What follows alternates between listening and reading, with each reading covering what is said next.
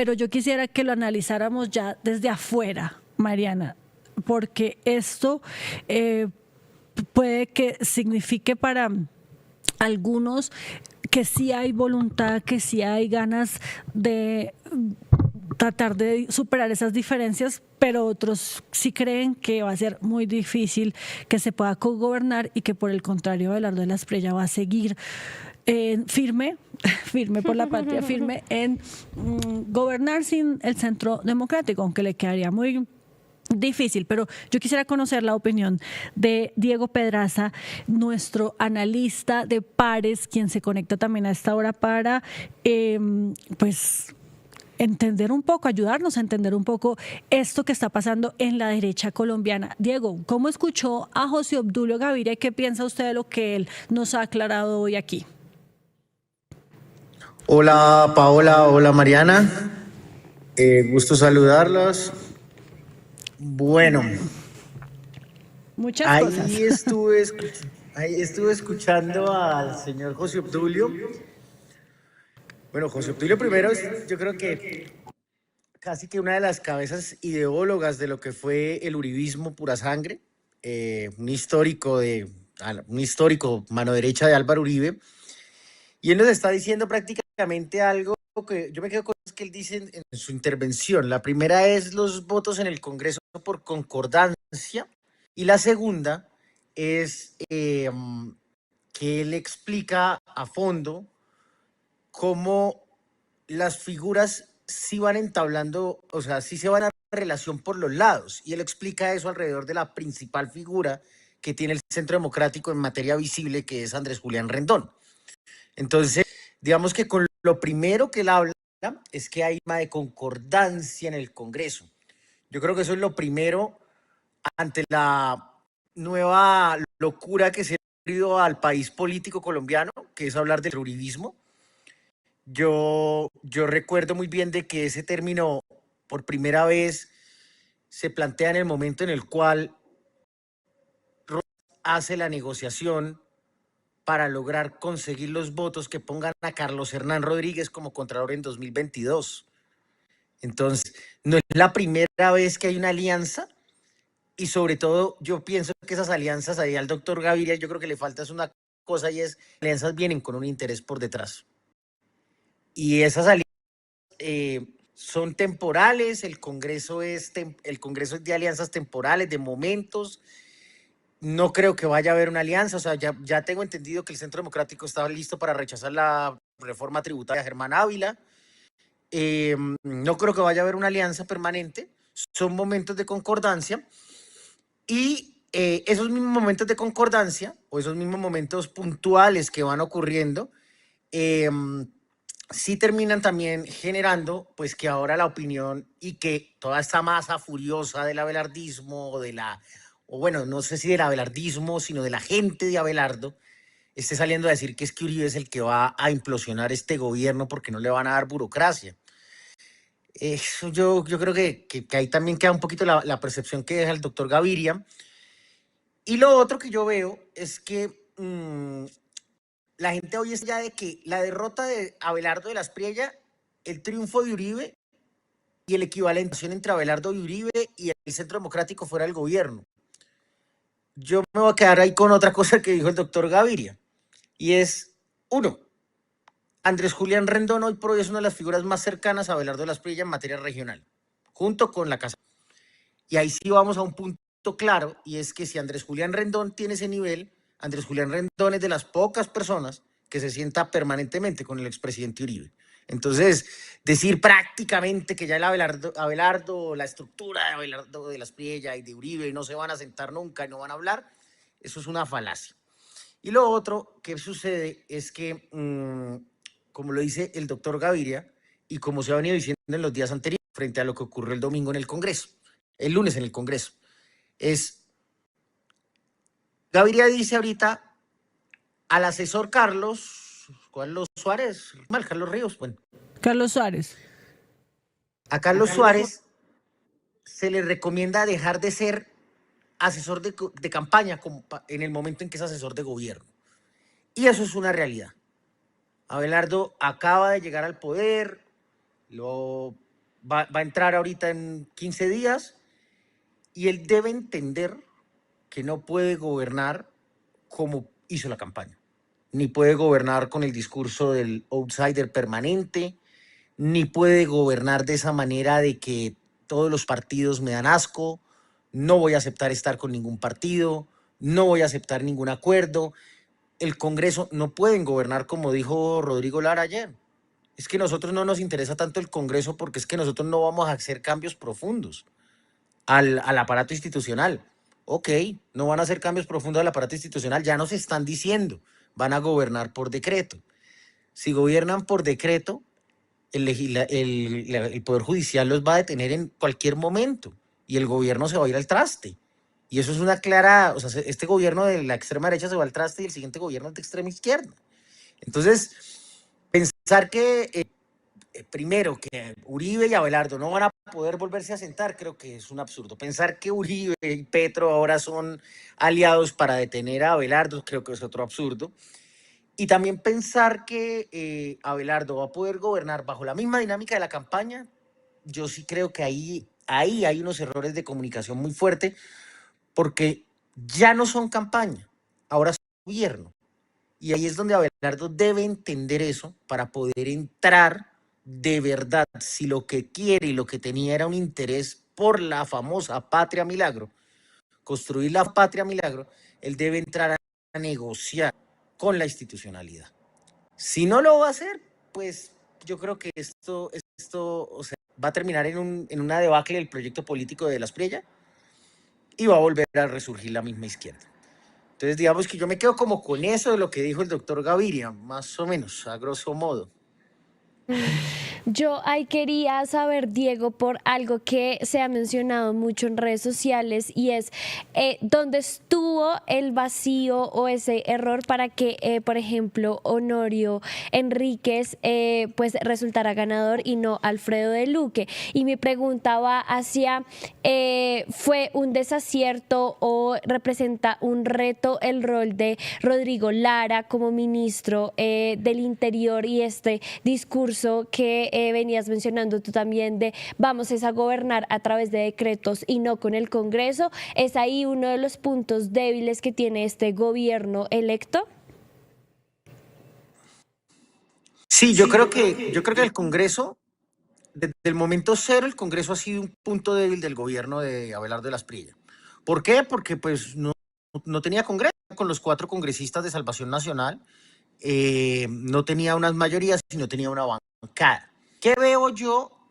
Yo creo que la derrota de el candidato de Lara, que era de Luque, porque pues ayer el presidente de las dijo claramente, es como que su candidato era Enrique Gómez, el de Salvación Nacional, y que lo que se ha dicho es que el candidato de Lara sí era de Luque. Pues yo creo que la derrota de Lara como tal se debe medir en el momento en que se den las declaraciones de los partidos políticos.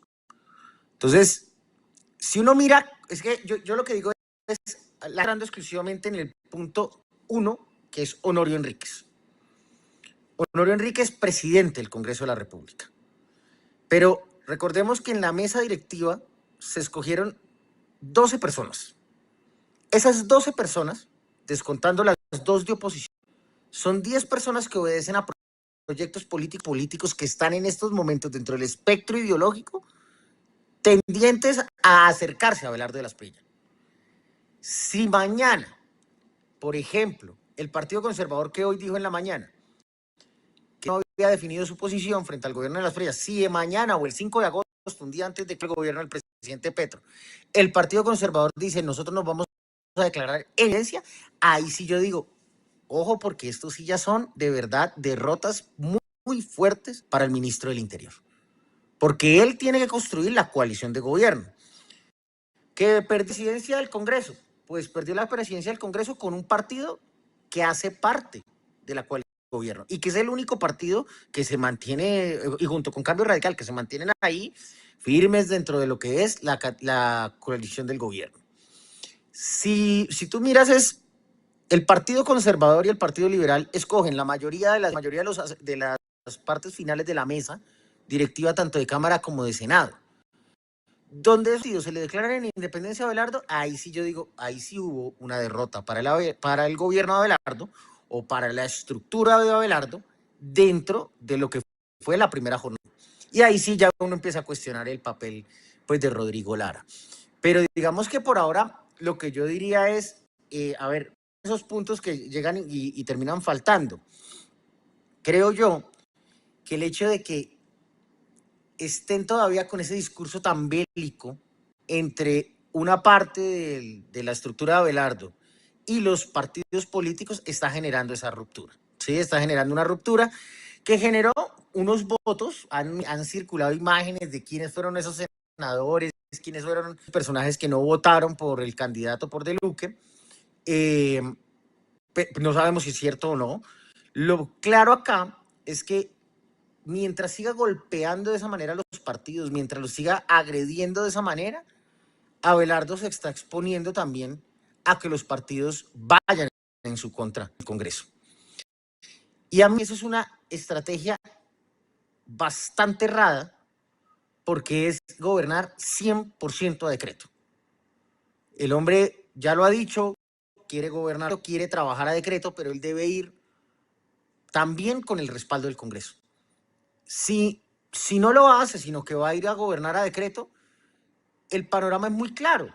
Van a ser 4 años donde la ejecución de obras, la ejecución de proyectos, la ejecución de planes y políticas públicas se hace en el momento en que el control de constitucionalidad le tumbe sus decretos.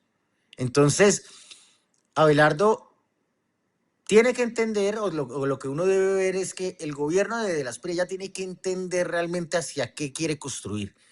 ¿Quería sacar a Petro del poder y a la izquierda del poder? ¿O lo que quieren es construir un proyecto político que dure? Entonces acá te he dicho en Reden que es que está construyendo un proyecto político a lo Bukele, permanente y demás. Si uno mira los proyectos políticos de extrema derecha, los proyectos políticos de extrema derecha también se constituyeron junto con los trabajos adicionales al Poder Ejecutivo. O sea, Milei, Bukele, también hicieron trabajos cooperativos con las diferentes ramas del poder político. Eso gobernar a decreto, a lo vivo, eso es un casi imposible. Es imposible. Y Colombia ha sido un país muy institucional. Y al ser tan institucional va a ser muy difícil que el hombre logre gobernar a decreto. Entonces, ¿qué quería él? ¿Eliminar a la izquierda del poder o quiere construir un proyecto político? Porque en estos momentos lo único que pareciera es que el man quería eliminar a la izquierda del poder, viene a gobernar a sus maneras, viene a gobernar con sus decretos, sabe él muy bien porque él es abogado y además de todo es un abogado que se ha caracterizado por lo que llaman el concepto, bueno, o el término que utilizan vulgarmente como un abogado muy leguleyo para entender y diversificar la ley. Él sabe muy bien que sus decretos a mitad de camino se le van a caer. Entonces, sin el Congreso le va a quedar difícil la gobernabilidad y le va a quedar muy difícil que su proyecto político se mantenga en 4 años. Claro, y es que además, pues lo comentábamos también ahorita con José Obdulio, pues es el Centro Democrático, el partido de gobierno, la bancada más grande que hay en este momento en el Congreso, y pues pelear con ellos no les conviene para nada. Pero dice el señor Gaviria que lo que deben hacer o lo que ellos quisiera Abelardo es apartar al señor estratega Carlos Suárez, y hay otras personas que están incomodando al Centro Democrático, y quiero que veamos justamente ese trino que el partido puso ayer, Diego, en donde dice: mientras este partido estuvo en la oposición 4 años y siempre el expresidente Uribe ha sido coherente en las tesis de seguridad, de inversión, cohesión social, estos influencers pagos, mermelados, entre paréntesis, quién sabe por quién, vinieron a maltratarnos en los últimos 6 meses. ¿Qué hacían ayer en el Congreso? Entonces es otro medio de presión contra el Centro Democrático, y se refiere a la siguiente foto donde aparecen estos personajes que son Vincent Ramos, Osvaldo Ortiz, Santiago Giraldo, Miguel Zárate y Alejandro Bermeo, que además pues fue elegido como congresista de la República. Entonces, la primera pregunta sobre esto es, estas personas que tanto pesan en el abelardismo, si representan un abelardismo, si es que eso se puede llamar así, y pueden afectar entonces esa relación con el centro democrático. Y lo segundo está muy herido el uribismo por ese maltrato que hubo a la candidata Paloma Valencia en medio de la campaña por parte de estos influencers. Sí, o sea, el uribismo está demasiado dolido por lo que pasó, porque es que al final de cuentas uno mira cuál es la trayectoria de muchas de estas personas, que digamos que en esa imagen de 6 quedan faltando varios. Uno va y mira la trayectoria de esas personas que son influencers del proyecto político de Abelardo de las Priella, y uno se da cuenta que hay personas que estuvieron con el uribismo hace un tiempo.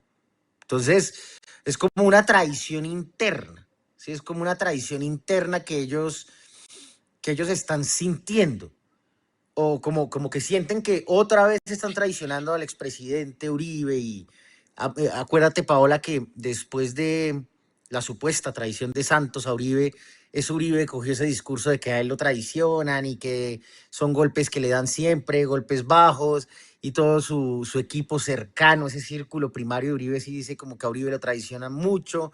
Yo recuerdo muchas veces a María Fernanda Cabal decirlo, que a Uribe lo traicionaban porque a veces era ingenuo, porque era de buen corazón, por lo uno, por lo otro. En fin, esta gente hacía parte también de las estructuras de muchos políticos del uribismo. Y eso está doliéndole al Centro Democrático. Ayúdanos a seguir con nuestra labor periodística a través de nuestro NECI 310-779-3518. Lo hiciste artísticamente y lo hiciste con las víctimas, que eso es un mensaje a dar. Caminamos juntos, todos con el progresismo por las calles defendiendo el plebiscito por el sí. ¿Cuál es la capacidad de generación de vivienda? ¿Los subsidios para quién son?